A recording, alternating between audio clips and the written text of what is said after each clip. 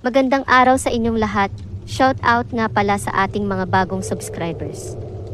Maraming salamat din sa mga sumusubaybay sa ating mga videos na ina-upload. Sana ay patuloy lang ang inyong suporta sa akin. Huwag niyong kalimutan mag-like, subscribe, at i-hit ang notification bell. Simulan na natin. Share ko lang journey ko as a paranormal investigator. Back in 2019, I was 16 years old that time. Isa akong college student sa isang di kasikatan na paaralan. Nung taon din yun, doon ako nagsimulang ma-involve sa paranormal. Nagumpisa sa pagbabasa ng mga nakakatakot na libro, hanggang sa na-engage sa internet forums about paranormal. Ginagawa kong magbukas ng isang site sa loob mismo ng aming computer laboratory, kahit sa oras ng klase. Alam ko ang password ng internet access, dahil SA ako sa school namin that time. Hanggang sa marami akong knowledge na natutunan. Naging veterano, kumbaga hanggang maging 17 years old ako. Nung 17 years old ako, nakilala ko yung isang babaeng itago na lang natin sa pangalang Ate siya. Isa siyang writer ng books na inilalathala ng Psychom Publishing at isa ring sikat na psychic na iniimbita sa mga Halloween special sa TV programs. Nung time na yun, ginagalang na ako sa site na sinalihan ko dahil marami na akong alam. Gusto ko naman patunayan sa sarili ko mga nalalaman ko dahil hindi naman talaga ako nakakakita ng mga multo. Sabi ko nga, to see is to believe. Kaya ang ginawa ko, minessage ko si Ate siya. Sinabi ko na gusto ko makakita ng multo. Gusto ko mabuksan ESP ko o third eye. Sinabi niyang hindi na bago ang tanong ko. Lagi daw siyang nakakarinig ng ganong tanong. At sinabi niyang kailangan kong patunayan sa kanya kung bakit ako karapat-dapat.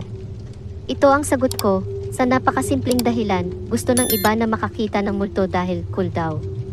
Dahil gusto nila magkaroon ng kapangyarihan o maging unike. Iba ako sa kanila, kaya gusto ko makakita, ay gusto ko patunayan sa sarili ko yung knowledge ko about paranormal. Paano ko mapapatunayan kung hindi ako nakakakita ng multo?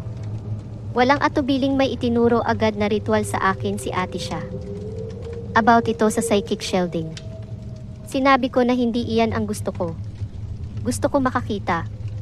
Ngunit sumagot siya na bago ako makakita ng multo, kailangan kong pag-aralan ito. Sumunod naman ako. Ginagawa ko ang ritual kapag may free time o walang ginagawa sa bodega ng school. Kapag may nakakita kasi, ay siguradong mapagkakamalan akong baliw. Araw-araw yun hanggang sa mamaster ko sa loob ng isang linggo. Minessage ko agad si Ate siya dahil tuwang-tuwa ako na nagawa ko nga. Nagulat siya. Bago daw mamaster yun, ay 1 taon ang bubunuin. Nagulat din ako sa sinabi niya na simula daw sa araw na yun, ay personal mentor ko na siya.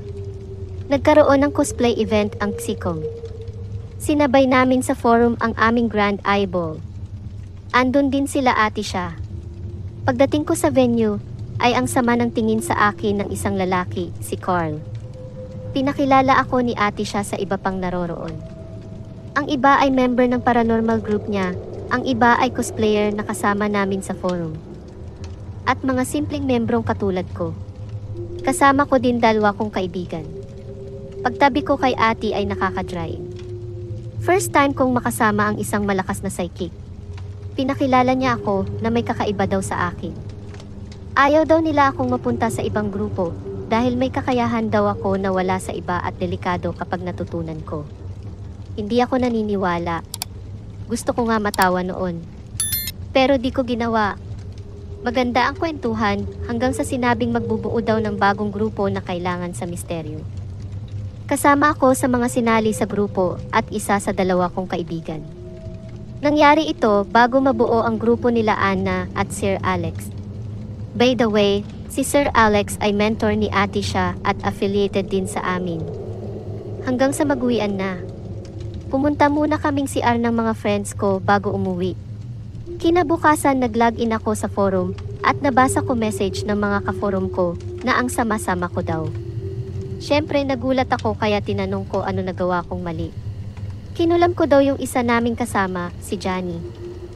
Nagulat ako dahil wala akong alam sa pangkukulam that time.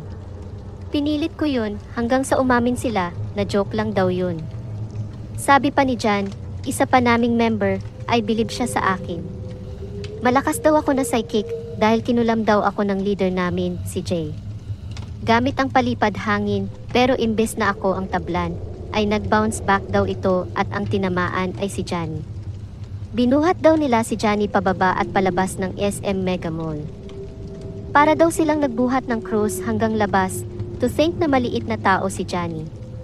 Doon nag-start ang journey ko as one of the leaders ng group. Marami kaming napuntahan na haunted places at maraming tao ang natulungan.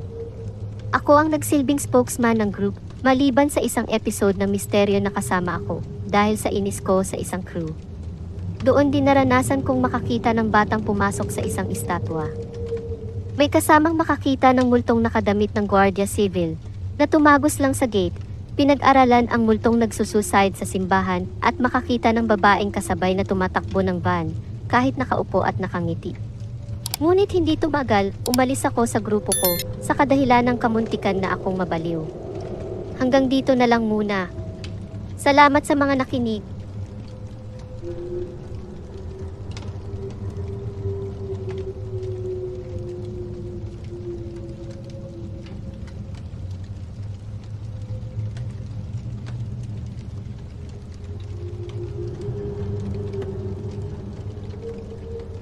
Kung gusto niyong magbahagi ng inyong nakakatakot na istorya, mag-email lang kayo sa waitystarvlogshorrorstories@gmail.com.